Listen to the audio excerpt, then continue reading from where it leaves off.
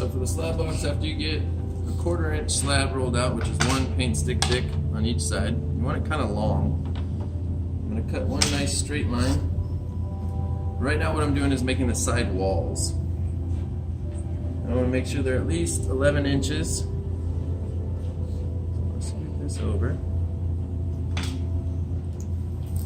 That one's going to be scrap.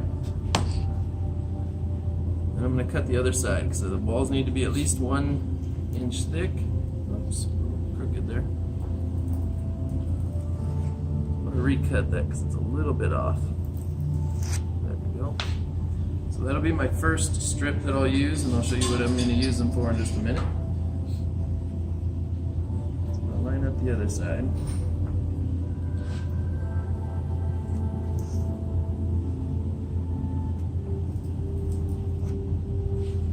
You can do as many of these little strips as you need, depending on what your design is. I'm going to cut a nice straight edge at the end.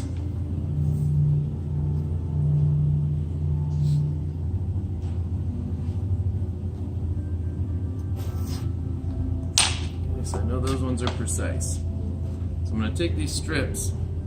If you're going to do something that's multi-angled, if you will, you'll make more of these, which will actually be fairly simple. Just kind of checking to see what the plasticity is of the clay, because it's a little bit dry. I would like to spray this a little bit if I could. Let me measure these real quick too, make sure they're 11 inches. So actually they're too long, so I'm going to cut these.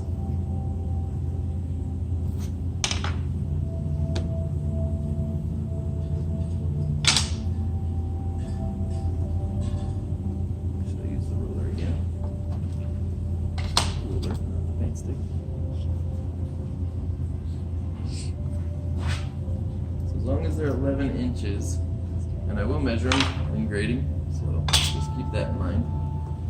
Now I'm going to make my shape. So I was talking about the plasticity. Plasticity is the flexibility of clay, but while it's wet, once it starts to get leather hard, it loses plasticity, and so that's why it starts to crack. So if yours starts to crack, that means you either need to moisten your clay a little bit, which is usually the case, or you just need to work a little slower. As you notice with this, I'm kind of bending it very slowly. And what I'm going to do is make a little heart shape. Or if it's too dry, you need to just put it in the recycle. Bouncing back and forth there. So kind of look at your shape. You guys can sort of see it. That's going to bend. Get your shape the way you like it. And notice on the top, this one goes under, and then at the bottom, it's the one that also goes under, so that way it fits just right, and it's not like one's extending longer than the other because they are the same length. So I'm going to make my shape as clean and as good as possible before I cut. Get it equal or somewhat symmetric. If yours isn't a symmetric shape, then you don't need to worry about that. Then I'm going to trace around it as clean as I can without angling underneath my shape. Because if I go out a little further than my shape, it's easier to blend, it's easier to recover from. If I go under, then I have to add more clay later on.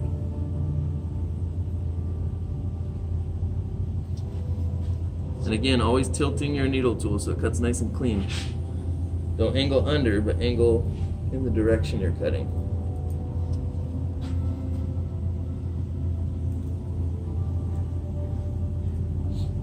Okay, and then I always make like a little slit in there just to get those pieces out.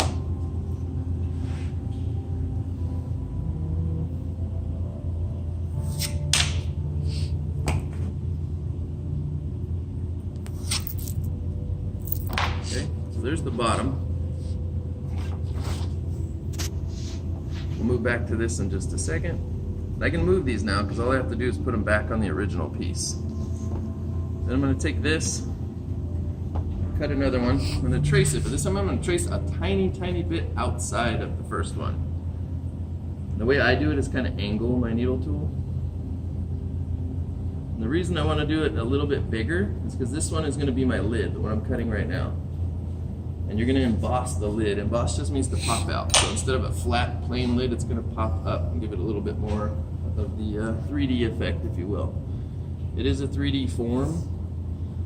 All real life is in 3D.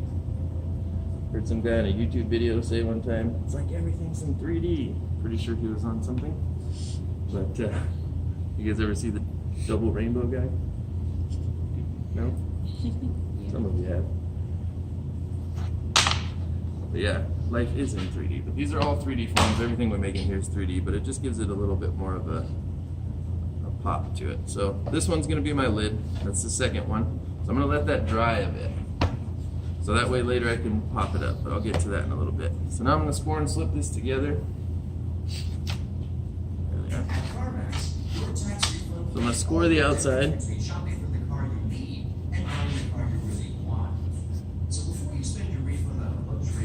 Try not to score too far in, because then you'll have some cleaning to do. But you are going to cover this with a coil later. Both the top and the bottom will have a coil inside. So I'm going to flip these over, score those.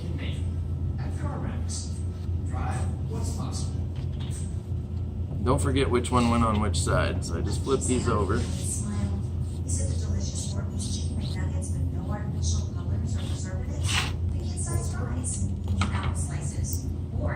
Again, the slip should be like a milkshake consistency. This one's more like cake batter, but it'll work.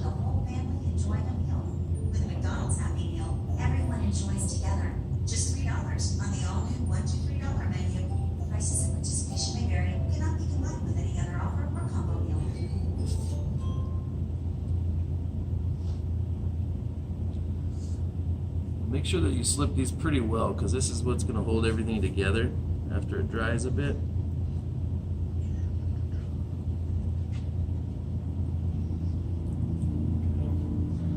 Flip it back over, lay it on there, just kind of press it right against where I traced it. And I press it all the way around to make sure it fits exactly where I put it the first time, because that's what I traced, so I don't have to do any repair work later on.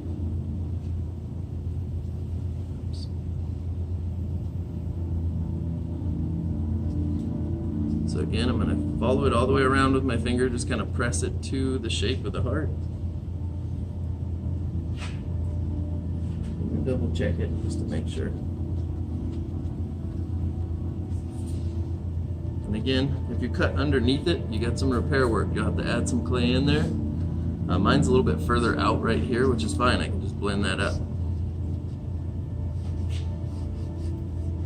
you got my shape.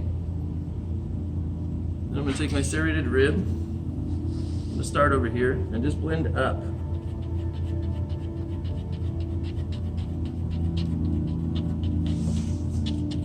All the way around. Okay, and then later I'd go over it with my smooth rib. I usually wait and let it dry a little bit and start doing some other work. Maybe your coils, just to let it firm up so it's not so mushy. So now I'm going to roll out my coils. The moment everyone's been waiting for. Everybody loves coils. Coils are a necessary cause, not only for handles and things like that, but they're also, they make things so much stronger.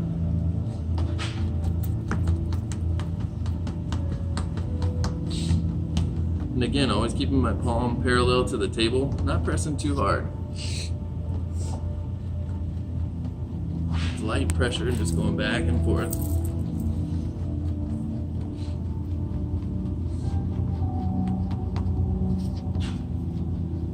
Once it gets long enough, you can use both hands.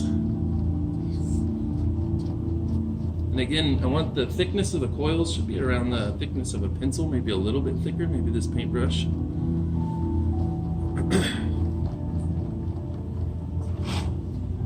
Because the thicker they are, the stronger it will be, the heavier project will be, but also the more work you'll have to do and clean up.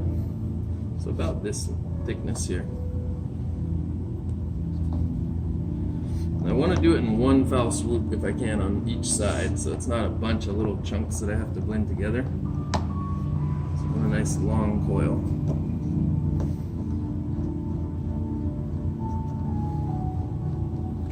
Just a little thick.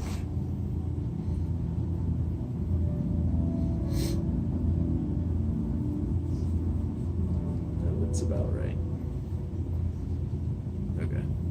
So I'm going to score this. Like so. Then I'm going to score the inside corner using the needle tool, and I'll just kind of go little scores. It doesn't need to be incredibly well scored. Better safe than sorry though. Do it right the first time so you don't have to repair it.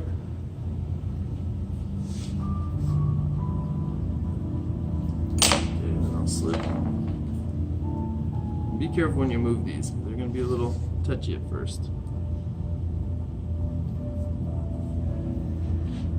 Slip.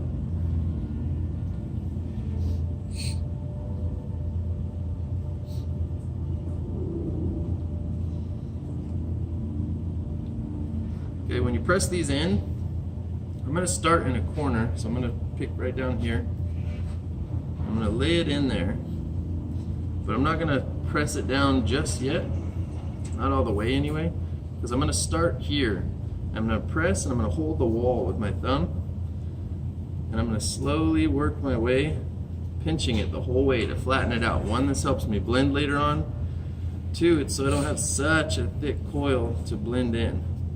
I'm going to work my way all the way around. It'll actually make your coil longer too. So if it wasn't quite long enough to get all the way there. So notice I'm supporting the back wall and pushing that coil so you don't have to wait for it to dry right away. Some of the steps you'll need to. So right there, it gets to the corner. I'm going to pinch that off and then just kind of round it out on the inside. So if you do a really good job of pressing that, it's not that hard to blend. Give me a modeling tool. So these are a lot easier to blend with a modeling tool. So I'll take the popsicle stick side and just blend. Is it a rough blend? Absolutely, it's a rough blend. But all rough work done first, and then do the fine tuning, just like building a house. They always do the rough work first, and then they clean it up. Get all the details. Okay. So then I take my thumb, or my finger, not my thumb. Clean that up. Blend that in. And I blend this until you cannot see it anymore. There should just be a nice, smooth, contoured little curve inside. Okay? Then say I got both coils inside all the way around. Then I would take my lid after it's dried a little bit. This is actually dried. It's the one part that I'm glad dried. So I just kind of take my hand inside. I'm just curling up the outside edge.